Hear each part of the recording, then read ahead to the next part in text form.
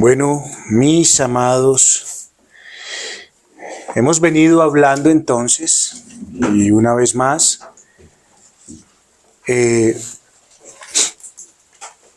recordamos los deberes que estamos tratando en este momento y que hacen parte precisamente de la esfera en el reino de Dios, y es que nuestras familias componen. Recuerden que la iglesia está compuesta de familias. Y entonces estas familias primeramente hacen parte y se componen por un hombre y una mujer. Y de ahí en adelante, por la bendición del Señor, vienen hijos. Y lo que nosotros estamos hablando en este momento es la necesidad que tenemos de que nosotros rescatemos la masculinidad bíblica.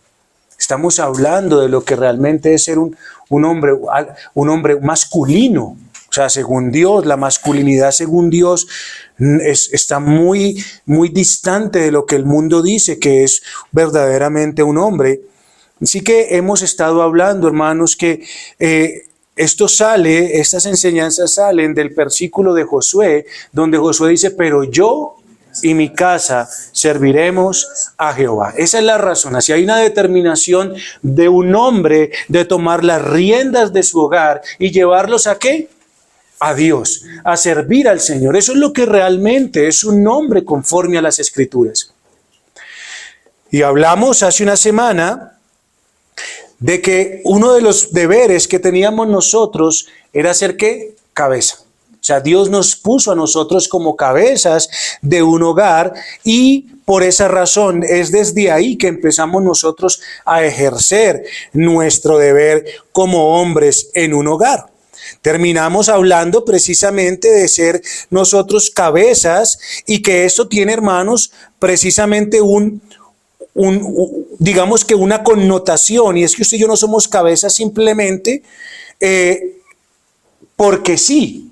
Porque sí, el rol, cuando hablamos del rol y las funciones de las cuales usted y yo estamos llamados como hombres a cumplir en un hogar, en el círculo familiar, viene de un modelo. El hecho de que usted sea cabeza, el hecho de que un hombre haya sido puesto cabeza en un hogar, no es porque sí, es porque viene de un modelo. Y viene de un modelo muchísimo más grande. De un modelo excelso, mis amados hermanos. ¿Y ustedes saben qué es un modelo? ¿Ustedes saben qué es un modelo? Cuando hablamos de la palabra modelo, ¿ustedes saben a qué estamos haciendo referencia? Cuando hablamos de modelo, usted y yo lo que hacemos hablando es que tenemos un objeto. Hay un objeto y ese objeto es el que sirve como pauta para ser imitado, para ser reproducido y para ser copiado. Así que usted y yo somos cabeza. Los roles que a usted y a mí se me piden como hombre en un hogar vienen de un modelo. Y ese modelo no es el modelo que a nosotros nos enseñaron. Ese modelo es un modelo bajo, caído, perverso. El modelo que Dios nos quiere dar es un modelo tan alto, tan grande, que se necesita de la gracia para que usted y yo podamos imitarlo, reproducirlo y copiarlo. Piensen lo siguiente, hermano, porque es a eso a lo que nosotros debemos llegar. Mire, y no estoy exagerando con esto, porque cuando usted y yo, la Escritura nos llama que usted y yo seamos imitadores ¿de quién? O sea que usted y yo debemos imitar ¿a quién? ¿Cuál es el modelo? Cristo, nuestro Salvador. Así que nuestra primera responsabilidad para llevar a cabo nuestro deber es el de mirar y el de contemplar al ejemplo que usted y yo tenemos. Pero yo le voy a hacer una pregunta. Resulta que usted necesita sacar una fotocopia de su cédula. Entonces resulta que usted va y saca la fotocopia de su cédula. Y resulta que Marisol llevó la fotocopia y la cédula de ella. Y resulta que cuando la fotocopia salió Mónica. ¿Será que eso es una verdadera fotocopia? No, ¿sí o no? No. Así que piense que si el Señor nos está llamando a que usted y yo reproduzcamos, imitemos y copiemos a Cristo, cuando usted y yo pasamos por la fotocopia, ¿sabe quién tiene que salir? Cristo. Qué tremendo, ¿no? No puede salir otra cosa. No puede salir ni Robert, ni Edwin, ni Luiger, ni Mel. Quien tiene que salir, ¿sabe quién? Cristo. Porque ese es el modelo que Dios nos dio para ser hombres en un hogar. Y es Cristo, mis amados, quien nos da el ejemplo de que lo primero en lo que debemos ocuparnos y preocuparnos es buscar dar gloria al Señor en nuestros hogares. Para usted y yo imitar, para usted y yo ser copia de Cristo, lo primero que tenemos que hacer, hermanos, tiene que ver con nuestra santidad personal. Tiene que ver con nosotros mismos. Porque recuerde que lo que estamos haciendo es rescatando la masculinidad. Aquí todavía no nos estamos metiendo ni con el deber con nuestra esposa ni con nuestros hijos. Es con nosotros mismos. Y debemos, hermanos, preocuparnos por nuestra santidad personal. Y que para que así usted y yo podamos obrar justamente delante de nuestro Señor y delante de nuestras familias. No podemos poner las cosas al revés. Hermanos, si eso es lo que el Señor nos llama, que usted y yo imitemos a Cristo, entonces no pongamos las cosas al revés, porque Cristo ¿de qué se preocupó? De hacer la voluntad de Dios, de agradar al Padre, de darle gloria a Dios. ¿Cuándo se preocupó Cristo primero por dónde iba a dormir, qué iba a comer, qué iba a beber, qué se iba a poner? Nunca fue así, nunca fue eso. Entonces pongamos las cosas en el orden, démosle importancia, hermanos, primero a lo espiritual y luego a lo natural, sabiendo que Dios nos lo dará. Pero usted y yo muchas veces, en lugar de copiar a Cristo en esa santidad personal, nos sacrificamos más por lo que perece que lo que a vida eterna permanece. Y esa es nuestra responsabilidad. Cristo nos enseñó a preocuparnos primero por darle gloria a Dios, por preocuparnos por lo espiritual. Y usted y yo tenemos que imitarlo primeramente en eso. Porque es una ¿qué? Copia. Acuérdese que si llevamos la cédula de Marisol, no puede salir este otro individuo. Entonces, Cristo, ¿qué nos enseña a nosotros como modelo? Cristo nos enseña que lo primero que debemos hacer es escoger obedecer a Dios y guiar a nuestras familias según sea su voluntad, antes de llegar a caer en el modelo del mundo, que se preocupa solo por lo externo, si es que lo hacen, antes que por lo interno. Ese es el llamado que Cristo nos hace a nosotros. Y por eso les digo, necesitamos una fuente, y la fuente es la gracia de Dios. No tenemos otra fuente para cumplir con esta responsabilidad. Es la gracia de Dios, es esa fuente de poder que nos va a capacitar para poder imitar a nuestro Cristo con esfuerzo, determinación y gozo, como lo hizo Josué. Pero yo y mi casa serviremos a Jehová. Ahora, hermanos, cuando imitamos a Cristo, la manera en la cual Cristo hizo todo esto fue de una manera compasiva. Cristo fue entregado, Cristo fue sacrificado precisamente para hacer esta obra, y es lo que usted y yo tenemos que hacer. Esta obra necesita de sacrificio, de entrega y de compasión. El hombre que es cabeza del hogar, el hombre que imita a Cristo, entonces tiene un deber. Y tiene un deber, hermano, triple. Porque imita a su Salvador. Porque es una copia fiel del Salvador. Y entonces este deber que el hombre cumple delante del Señor, cuando es cabeza, imitando a Cristo, porque su modelo es el de ser profeta, sacerdote y rey. Y es así, de esta manera, que este hombre dirige a una familia para Cristo.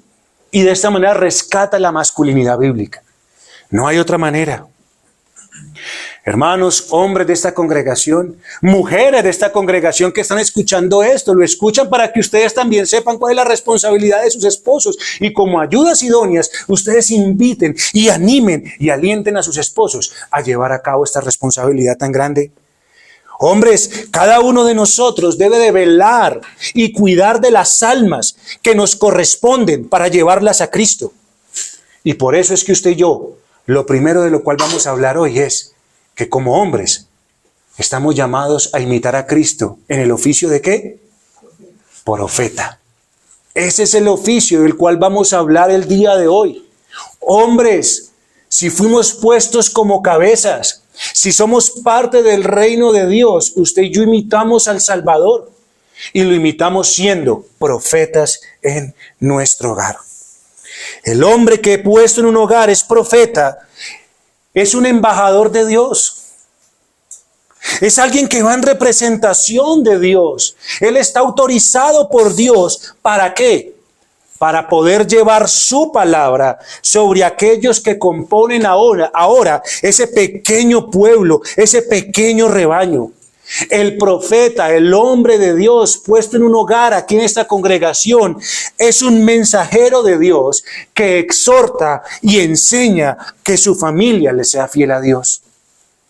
Ese es el trabajo. Ese es el trabajo. Así que es un trabajo grande, no es pequeño.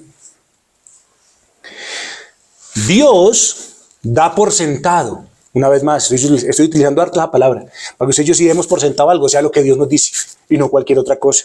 Dios da por sentado que un hombre cristiano lo que hará es lo que dice Génesis capítulo 18, versículo 19. Vamos allá, por favor.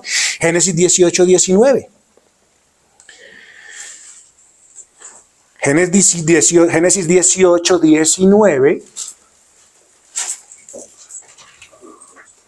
Ustedes deben de ser las Biblias más rápidas del oeste, encontrando rápido los pasajes. Génesis 18, 19. Dice el Señor, y esto es lo que Dios da por sentado de un hombre cristiano. Porque yo sé, ¿quién sabe? Dios sabe, y Dios dice, yo sé que mandará a sus hijos y a su casa después de sí, que guarden el camino de Jehová, haciendo justicia y juicio, para que haga venir Jehová sobre Abraham lo que ha hablado acerca de él. Así que Dios sabe que si aquí hay hombres que han creído en Cristo, que hacen parte de ese reino, entonces Dios dice, yo sé que Robert, yo sé que Edwin, yo sé que Luiger llevarán y después de sí mandará a sus hijos y a su casa que guarden el camino de Jehová, haciendo justicia y juicio, para que haga venir Jehová sobre él lo que ha hablado acerca de él. Así que esta es la labor que el hombre tiene y Dios da por sentado que el hombre cristiano va a hacer esto. Desafortunadamente, el oficio profético, cuando hablamos de la profecía, ha sido mal enseñado en los círculos evangélicos. ¡Qué tristeza! ¿Por qué? Porque al oficio profético se le ha dado el énfasis y la connotación de predecir los eventos futuros. Es a eso que se le ha hecho énfasis. Y yo soy consciente de una cosa, que ciertamente el oficio profético tenía un aspecto de predecir, pero no era lo principal del oficio profético. No era lo principal. Hoy desafortunadamente le dice a la gente, a usted le va a salir un viaje. Y lo cogen al oído, a usted le va a salir un viaje. O sea, y ese es el oficio profético que tiene. Uy, hermano, Señor les perdone de verdad. Pero hermano, aunque el oficio profético tenía una connotación de predecir situaciones futuras, nos vamos a dar cuenta de qué es lo que predice, no un viaje. No es que usted va a conseguir plata mañana, no es que le viene la mujer de sus sueños, o el hombre de sus sueños, el carro de sus sueños, no es eso, mis queridos hermanos. Lo primero que tenemos que darnos cuenta para que usted y yo sepamos qué es lo que es cumplir y imitar a nuestro Señor en el oficio profético, es que el oficio profético fue caracterizado primeramente por la enseñanza. Es lo primero. El oficio profético, antes de predecir, lo que hacía era enseñar. Y si usted se da cuenta, primero enseña para después poder predecir, pero les voy a hablar primero. O sea, el oficio profético lo primero que tenía y la característica principal que tenía era la enseñanza. Y por lo tanto, entonces el profeta tiene la responsabilidad de enseñar todo el consejo de Dios revelado en su palabra. Principalmente el camino del perdón y la salvación. Ese es el oficio profético. Es lo primero que tiene. Tiene 3 partes este oficio profético para que usted y yo sepamos qué es lo que debemos imitar de nuestro Cristo. Pero el oficio profético también tenía otra característica. Y tenía la característica de la corrección. la corrección. Cuando usted y yo miramos el ministerio terrenal de nuestro Señor Jesucristo, ¿qué hizo el Señor cuando vino? A lo suyo vino y los suyos no lo recibieron. ¿Qué hizo el Señor? Empezar a corregir la mala interpretación que el pueblo judío tenía de las Escrituras. ¿Fue lo que hizo o no fue lo que hizo? Es lo que vemos en los evangelios cuando el Señor Jesucristo nos cuenta la historia. Vino a decirles, ustedes están equivocados. No es así, de mí era que hablaban las Escrituras. ¿Ven? El Señor Jesucristo vino a corregir la mala interpretación que el pueblo tenía acerca de Dios, acerca de la salvación, acerca de Él. Entonces, si estas dos características están, la de enseñanza y la de corrección, ¿y por dónde se enseña? ¿Por medio de qué se corrige? Perdón. Por medio de la enseñanza ¿de qué? De la palabra. Corregir el pensamiento. También el oficio profético entonces tenía la característica, por último, de predecir. No como se le da hoy. Primero predecir y predice una cantidad de cosas que no tienen nada que ver. Así que no es la barbaridad y payasada que se hace el día de hoy. El Señor Jesucristo, de manera muy general, lo que hizo fue que vino, enseñó, ¿sí? Enseñó el camino de salvación y el camino de perdón. Vino a corregir el pensamiento del judío, conduciéndolos ¿hacia dónde? Hacia Él, hacia el Padre. ¿Y qué hizo el Señor Jesucristo?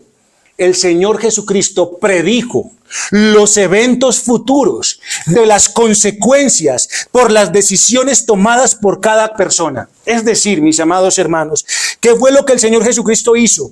Él predijo que habría paz, que habría salvación, que habría perdón de pecados y que habría vida eterna para todo aquel que ¿qué?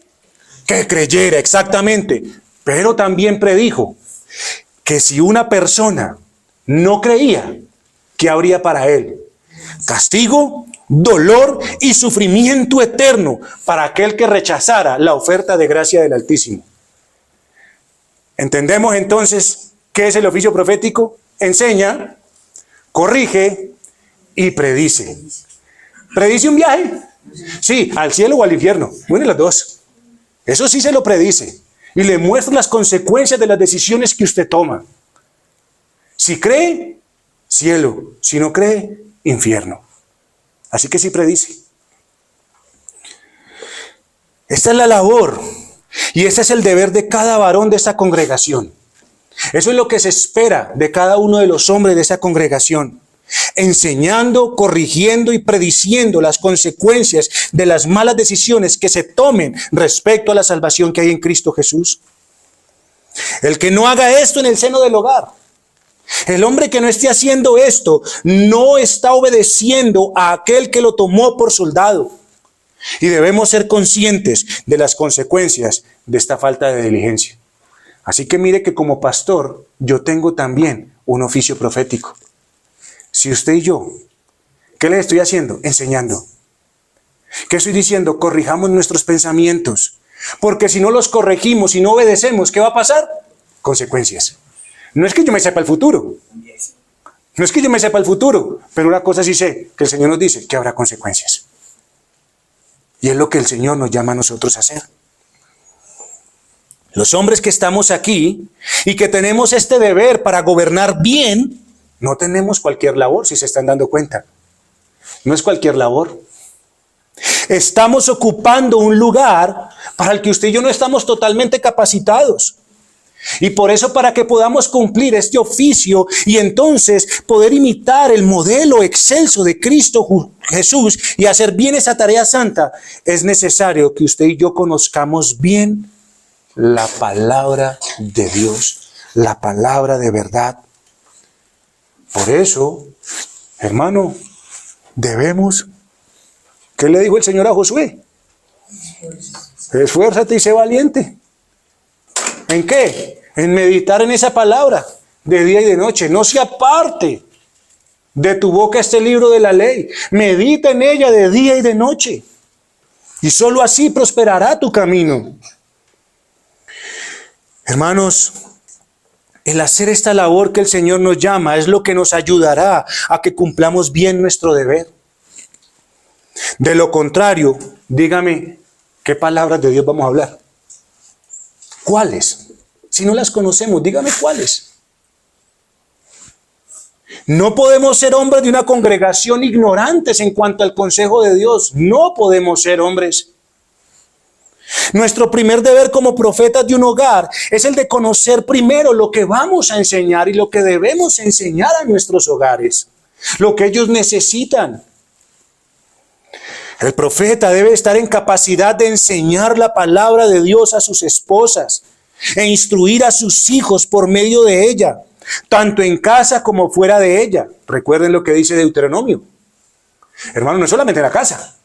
Usted necesita estar instruyendo ¿en dónde? Afuera, aquí, allí, en todo tiempo se necesita. Y la repetirás a tus hijos y hablarás de ellas estando en tu casa y andando por el camino y al acostarte y cuando te levantes.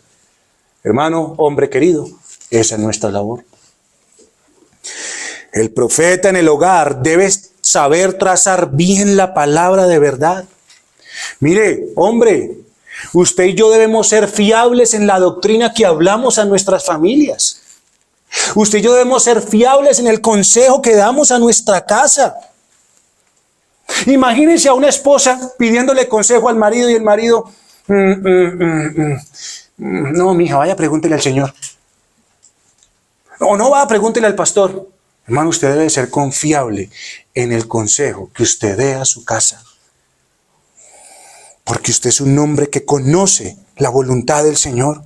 Usted debe de saber el consejo de Dios para explicarle a su familia la voluntad de Dios. Usted debe enseñar a su familia quién es Dios, qué es su reino, cuáles son sus pactos y todas las cosas concernientes para la edificación y la salvación que hay en Cristo Jesús. Yo a veces pienso que la falta de hombres aptos para enseñar radica en el hecho de que son negligentes en el hogar. Y ustedes saben que esa es una de las razones por las cuales trabajo en los hogares de esta congregación. Porque, hermanos, ¿de qué sirve pedir obreros para la mies cuando ni siquiera en los hogares se trabaja gobernando sus casas? ¿Cómo vamos a esperar, hermano, que haya gente parada en los púlpitos? Entonces, hermanos, ¿qué requiere esto? Este deber, ¿qué requiere? Requiere de mucha diligencia, como dice el apóstol Pablo en Romanos capítulo 12, versículo 11.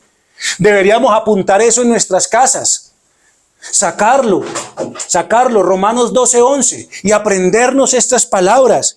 Hermanos, hombres de esta congregación, esto de ser profeta requiere diligencia.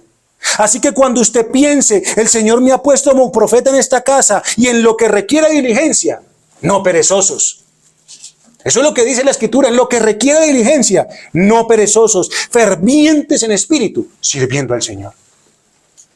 ¿Qué deberíamos entonces saber? Que en lo que requiere diligencia, ¿qué?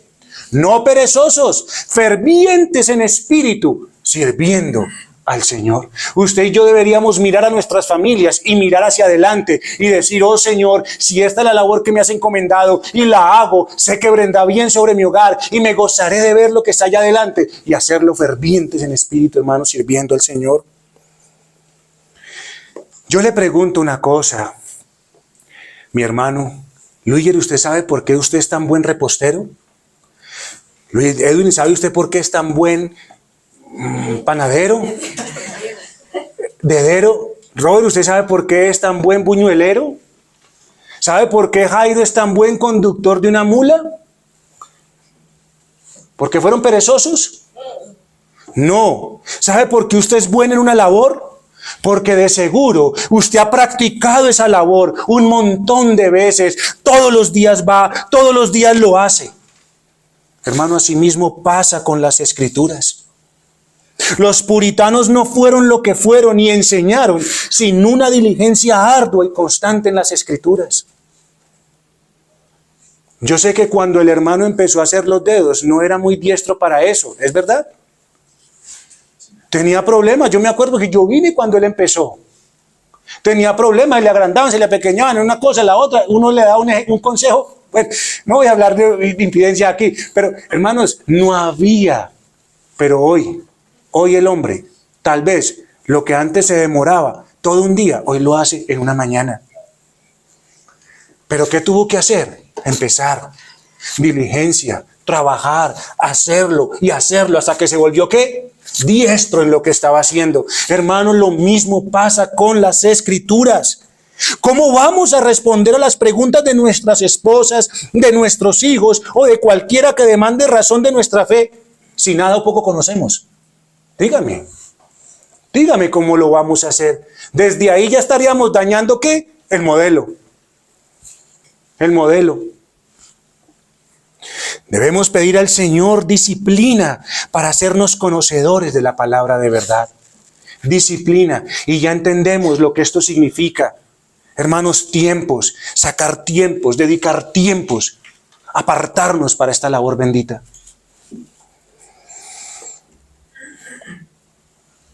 Miren a sus esposas y miren a sus hijos. Miren que todavía hay caras tiernas. No dejen que eso lo dañe el mundo por su negligencia. No deje que eso pase. No deje que eso pase. Porque uno entiende, uno hoy puede ver la ternura de la cara y el día de mañana ver un rostro desfigurado por el mundo, hermanos. No dejemos que eso pase, hombres. No dejemos que eso pase. Si usted y yo no conocemos la perspectiva de Dios en los diferentes ámbitos de la vida, entonces piense, ¿cómo podremos estar seguros de dar un buen consejo a nuestra casa si no conocemos la perspectiva de Dios? Papá, ¿cómo hago tal cosa? Bueno, mi hijo, ¿sabe de qué va a hablar usted? De lo que usted tiene en su corazón. ¿Y sabe qué abunda en su corazón? Lo que usted tomó por tanto tiempo del mundo. Y por lo tanto su consejo va a estar regulado ¿por qué? Por el mundo, por el humanismo. Porque esa es la perspectiva que tal vez usted y yo tengamos y no ha sido cambiada. ¿Sabe quién la cambia? La Escritura. Ir a ella, conocerla a ella y que ella nos renueve.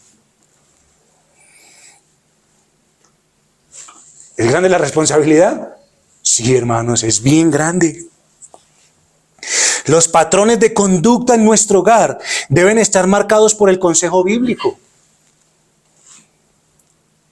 Entonces usted y yo necesitamos conocer las Escrituras. Porque para ser un buen imitador necesitamos ¿qué? Enseñar. ¿Enseñar qué? El consejo de Dios. ¿Uno? ¿Un poquito? ¿Una doctrina? ¿Dos doctrinas? Todo, hermano. Todo. Así que la responsabilidad de un hogar no se la dejen al pastor. Sí, el pastor debe conocer todo el consejo de Dios, pero usted y yo también, como hombres en un hogar. Aprendamos, conozcamos, porque debemos enseñar cómo nuestras esposas e hijos deben comportarse en todos los lugares de donde ellos un día harán y hacen parte, hermanos. Mire, usted tiene que saber que su esposa y sus hijos deben saber comportarse afuera, en la casa de los abuelos, en la casa de los tíos, en la casa del vecino, en la iglesia. ¿Usted sabe, hermano, que usted debe preparar a su hijo para saber cómo se comporta en la iglesia? ¿Usted sabe que debe preparar a su esposa para que sepa comportarse en la iglesia? Eso es lo que usted y yo tenemos que enseñar. Usted sabe que usted y yo debemos enseñar a nuestra familia cómo debe comportarse en el culto, cómo debe comportarse en casa ajena, cómo debe comportarse en la calle. Hermanos, esa es nuestra responsabilidad, no es que son todos los ámbitos de la vida. Y para eso necesitamos conocer ¿qué? Todo el consejo de Dios. Vayamos a Deuteronomio capítulo 11, versículos 18 al 21. Deuteronomio 11, del 18 al 21. Mire el llamado que el Señor hace al hombre de un hogar, a un profeta. Deuteronomio 11, 18 al 21, que quiero que lo tengamos, por favor. ¿Sí? ¿Listo? ¿Qué dice la Escritura? Por tanto, pondréis estas mis palabras ¿en dónde? En vuestro corazón. ¿Y en dónde? Y en vuestra alma. Y las ataréis como señal en vuestra mano y serán por frontales entre vuestros ojos. Hermano, ¿a quién le está hablando? Al hombre. Esa es nuestra responsabilidad. ¿Para qué? ¿Para qué hacemos esto? Y las enseñaréis a vuestros hijos, hablando de ellas cuando te sientes en tu casa, cuando andes por el camino, cuando te acuestes y cuando te levantes, y las escribirás en los postes de tu casa y en tus puertas, para que sean vuestros días y los días de vuestros hijos tan numerosos sobre la tierra que Jehová juró a vuestros padres que les había de dar, como los días de los cielos sobre la tierra. Uy, hermanos, qué tremendos esos pasajes. ¿Qué más esperamos que el Señor nos diga? Hombres, pondréis estas palabras en vuestro corazón, en vuestra alma, las ataréis como señal en vuestra mano y serán por frontales entre vuestros ojos. Y solo así las enseñaréis a tu casa. Y cuando las enseñes así a tu casa, entonces tu casa será bienaventurada. Hermano, así que una persona, ¿cuál es nuestro deber para imitar bien a Cristo? Ser profeta, ¿cómo? Enseñando, conociendo las Escrituras. Pero también les dije que es nuestro menester como profetas, ¿qué? Corregir. ¿Y qué es lo que vamos a corregir entonces como hombres y profetas de la casa? Vamos a corregir las cosmovisiones. Pues le digo, yo estoy hablando de palabras que tal vez para usted no me entiende muy bien, pero que es bueno que las tengamos en cuenta porque así es la manera en que el mundo habla. ¿Sabe qué es una cosmovisión? ¿Sabe qué es una cosmovisión? Cosmos, todo, visión. Entonces, una cosmovisión es el conjunto de opiniones y creencias que conforman el concepto de algo. El concepto de algo, el concepto que el mundo tiene hacia una persona, el concepto que una persona tiene, el concepto que el mundo tiene hacia la familia, hacia la educación, hacia la época, hacia la cultura, hacia cualquier cosa. Eso es, las opiniones que se tienen acerca de cada una de estas cosas. Eso es una cosmovisión. ¿Y por qué debemos corregirlas? ¿Por qué debemos corregirlas como profetas en nuestros hogares? Porque las cosmovisiones de nuestra esposa y de nuestros hijos que vienen dentro ya. Por ejemplo, ahí tenemos a Sarita. Y Sarita dice, es así como yo quiero. ¿Qué tiene que hacer papá y mamá? No es como usted quiere, mija. Lo que Dios pide es esto. ¿Ve? Desde ahí, vienen de dentro. Pero no solamente es que vienen de dentro, sino que el mundo las ha ido moldeando cada vez más. Muchos de los conceptos que usted y yo tenemos, muy seguramente están por fuera de la Escritura. Es de lo que a mí me enseñó mi abuela, mi abuelo, mi tío, mi amigo, mi prima, mi hermano, mi tal, cualquiera. El colegio, pero no es lo que dice Dios. Por eso es que usted y yo tenemos que mirar las modas, los gustos, las metas, el disfrute, el éxito, lo bueno, lo malo, las costumbres. Hermano, tenemos que saber una cosa, hombres, han sido moldeadas por el mundo y como profetas debemos corregir cada una de esas percepciones porque cada una de ellas se oponen a Dios. Van en contra del Señor.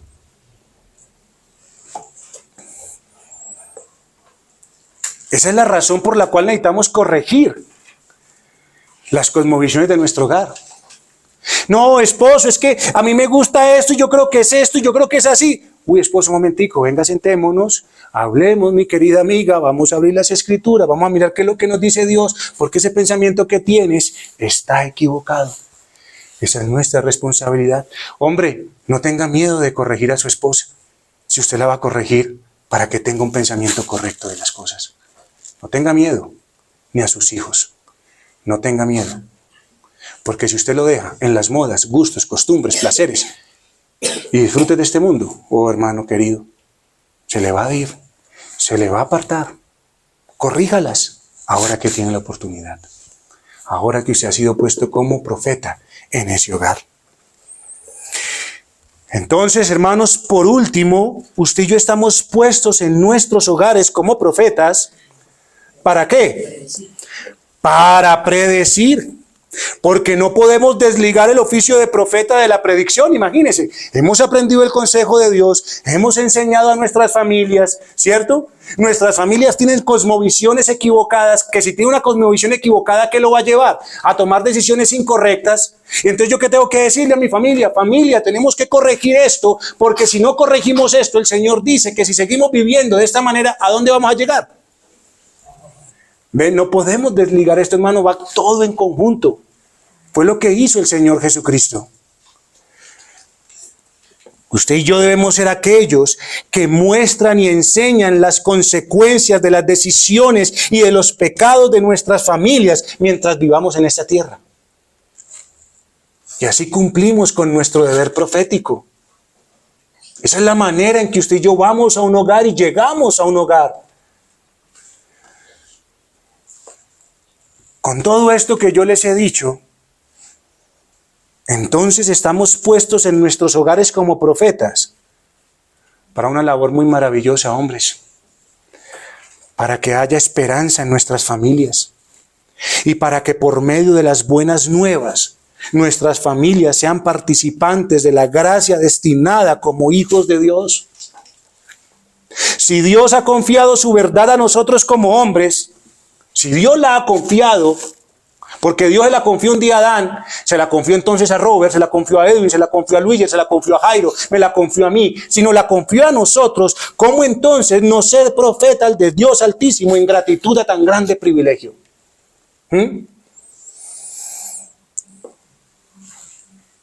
¿Y privilegio por qué?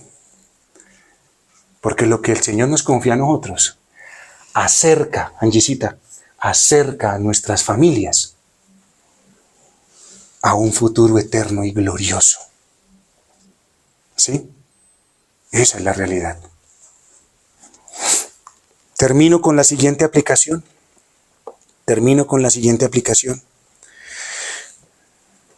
Recuerden que en la enseñanza es nuestro menester como profetas. ¿Sí? Enseñanza, corrección, ¿y qué? Y predicción. Pero hombres, quiero que tengan en cuenta una cosa. Enseñanza sin ejemplo es como construir una casa en el aire. Enseñanza sin ejemplo es que usted quiera construir una casa en el aire. ¿Sabe cómo le va a ir? ¿Sabe qué va a construir? Nada. La verdadera enseñanza es educar con el ejemplo. Esa es la verdadera enseñanza. Y termino con 2 dichos. Ustedes saben que me gustan los dichos. Y voy a terminar con 2 dichos. Largo es el camino de la enseñanza por medio de la teoría. Oigan bien.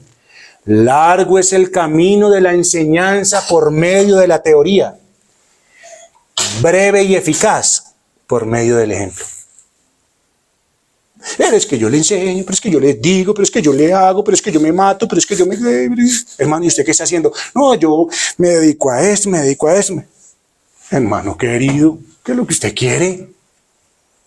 ¿Qué es lo que usted quiere? El trabajo de la enseñanza es largo, la teoría es larga, la doctrina es larga. Hay que enseñarla, sí. Pero con ejemplo, quedará grabada en esos corazones. Y ahí viene el segundo dicho. Los niños y nuestras esposas son como cemento fresco. Los niños y nuestras esposas son como cemento fresco. Cualquier cosita que caiga sobre ellos va a dejar huella. Ponga cemento fresco y pásele así sea un carrito que nada pesa y ahí le va a dejar la huellita. Hombres, el profeta enseña y muestra el camino mediante el ejemplo. Y así va usted a traer mucha bienaventuranza sobre su casa. Oremos al Señor.